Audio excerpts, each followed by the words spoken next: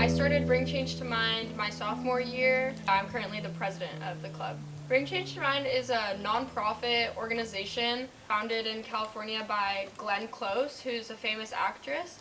And its goal is really for students in high school to learn more about what mental illness is, how to advocate for it, and really how to normalize it into society like any other physical illness. This year we've done a number of activities within our club.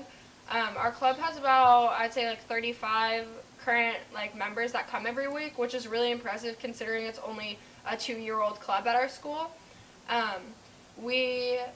Some of the events we did, or we set up a bulletin board around or on our campus that has information about what mental illness is, about the club itself, when it meets, where, some statistics.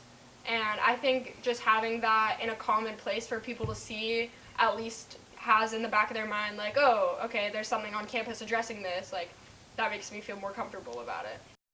I think it's definitely made a difference.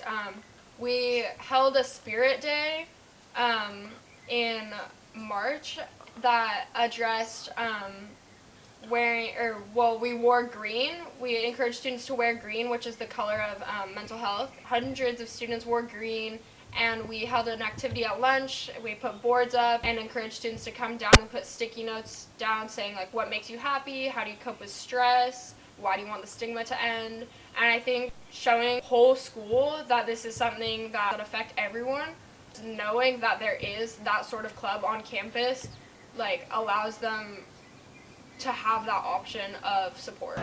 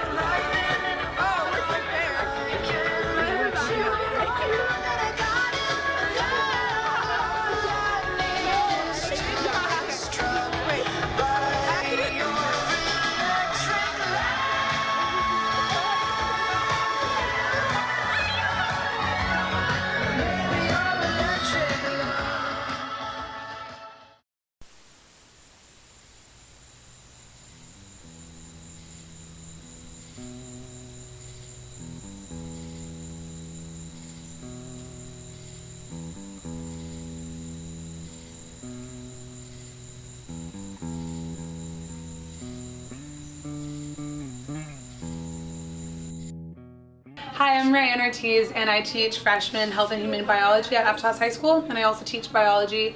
I'm also a club advisor for Stop the Violence Club and for 2D for You. Mental health disorders have been around since the beginning of humans. It's just now that we're actually understanding what the diagnosis is and putting words to it. So we know that 1 in 5 people in the United States are diagnosed with mental health disorders. But those people have always been around. It's just now that we're able to put diagnoses to it, and because of the awareness of stigma and the opportunities to have resources, people are just now having the bravery to come out and get the help that they need. People before had mental health disorders, they just might not have felt safe to talk about it. It starts off with understanding facts. I tell my students that the onset of mental health disorders often starts at 14. I tell them that 1 in 5 people in the US have mental health disorders. So my starting point with them would be to tell them that they're not alone, that people have mental health disorders in this school. In the classroom, there could be, statistically speaking, there could be 7 out of 35 of the students having mental health disorders, and that there are so many resources and support groups out there to help them through it. Just because someone has a mental health disorder does not mean that they can't have a fully functioning and happy life.